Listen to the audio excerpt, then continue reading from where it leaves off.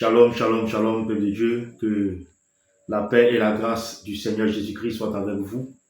Bienvenue encore une fois de plus à notre émission, Une parole pour un chrétien. Alors permettez que nous confions ce programme entre les mains du Seigneur, afin que lui seul vienne nous conduire. Prions au nom de Jésus.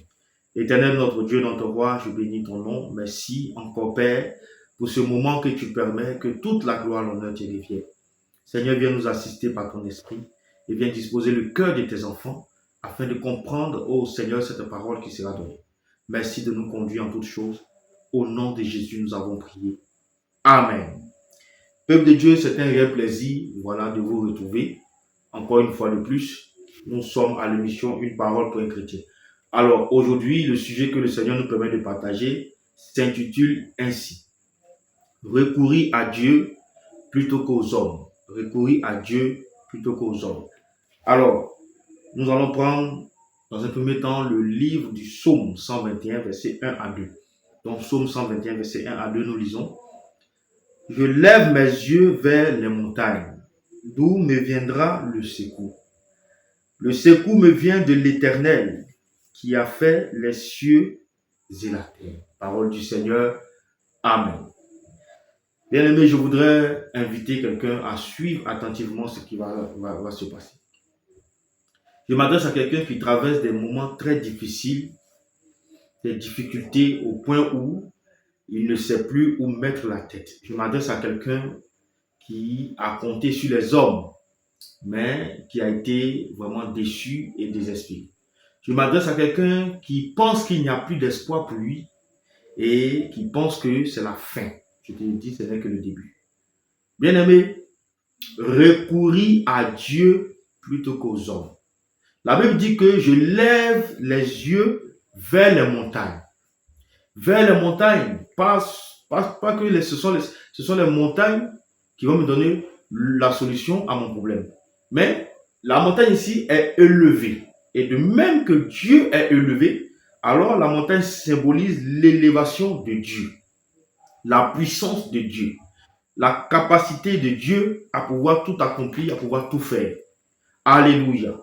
Donc je lève les yeux vers les montagnes. Et des montagnes me vient le secours. Ou des montagnes me viendra le secours. Et le secours me vient de l'Éternel qui a fait les cieux et la terre. La plupart du temps, lorsque les hommes sont confrontés à des difficultés aujourd'hui, la première réaction, surtout les chrétiens, c'est de tourner le regard vers la foule. C'est de tourner le regard vers les hommes. C'est de tourner le regard vers les grands, vers les puissants. Alléluia. Je prends un exemple. Une mère qui a son enfant qui chauffe la nuit, ou son enfant qui est malade, qui commence à ne pas se sentir mal. Déjà, son esprit s'oriente vers l'hôpital, vers les soins, vers les médecins. Dans la panique totale, elle soulève l'enfant, alors qu'elle est chrétienne, elle soulève l'enfant et elle va à l'hôpital pour espérer, régler le problème. Mais avant que tu n'ailles à l'hôpital, puisque celui qui est le médecin par excellence, celui qui a la guérison, celui-là même qui guérit, qui délivre et qui donne la vie, celui-là qui peut toute chose à toute situation, il faut d'abord se confier en l'Éternel. Peut-être en priant, tu n'auras même pas besoin d'aller même à l'hôpital faire encore des dépenses. Le Seigneur là, sur le champ, peut guérir l'enfant ou guérira l'enfant. Alléluia. Donc, c'est l'attitude que beaucoup de chrétiens ont. Un peu de bobo, est-ce que tu as pris tes médicaments? Est-ce que tu es allé à l'hôpital? Mais on oublie de prier. On oublie de confier ce problème au Seigneur qui a la solution à tout. Bien aimé, même si tu te lèves, que tu vas à l'hôpital, que le Seigneur n'a pas mis sa main dans les médicaments, dans les traitements ou dans les soins que le médecin va t'administrer, ça sera zéro. Alléluia. Voilà pourquoi tes regards doivent être levés vers le Seigneur. Tes regards doivent être levés vers les montagnes, où Dieu a sa demeure, où Dieu réside. De façon imagée, nous parlons. Alléluia. Ça ne veut pas dire que Dieu, la demeure de Dieu se trouve sur les montagnes. Non, pas du tout. Mais c'est une image pour montrer l'élévation de Dieu. Parce que la montagne est un relief qui est haut. Alléluia. Bien aimé, c'est pour ça que beaucoup, lorsqu'ils travaillent des situations de déception, de désespoir, se tournent automatiquement vers les hommes. Ils préfèrent avoir les hommes à la suite que Dieu à la suite. Ils préfèrent être approuvés des hommes, acclamés par des hommes, que d'être acclamés par Dieu ou d'être approuvés par Dieu. Et après, ce sont des déceptions en déception. Bien aimé, le Seigneur m'a appris une chose depuis ma conversion. C'est que j'ai appris à compter sur le Seigneur, quelle que soit la situation. Quand le Seigneur me dit que je dois passer par là, je lui fais confiance parce que je sais que je ne mourrai pas, je vivrai selon le psaume 118. Bien-aimé, apprends à te confier d'abord à Dieu. Apprends à confier tes peines.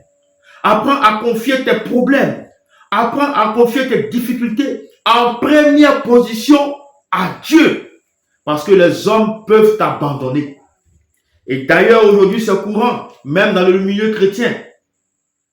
Il est plus facile d'abandonner un frère, d'abandonner une sœur dans les difficultés, même par ceux qui se disent chrétiens. Il est plus facile de condamner un frère, une sœur, de rejeter un frère, une sœur, que de le réconforter ou de la réconforter ou de l'accueillir pour qu'elle trouve vraiment la paix. Alors je t'exhorte à partir d'aujourd'hui à ne pas promener des regards par-ci, par-là. Il y a des gens, lorsqu'ils traversent une situation, ils promènent des regards vers les grands. Ils promènent des regards vers les hommes. Bien-aimé, ce n'est pas ce que le Seigneur te demande de faire. Alléluia. Le Seigneur te demande d'avoir les regards fixés sur lui. C'est vers Jésus qu'on doit regarder d'abord. Seigneur, je traverse tel problème, telle difficulté, telle situation. Père, je viens à toi parce que je sais que tu as la solution à mon problème. Qu'est-ce que je dois faire? Quelle attitude je dois adopter? Et Dieu t'oriente.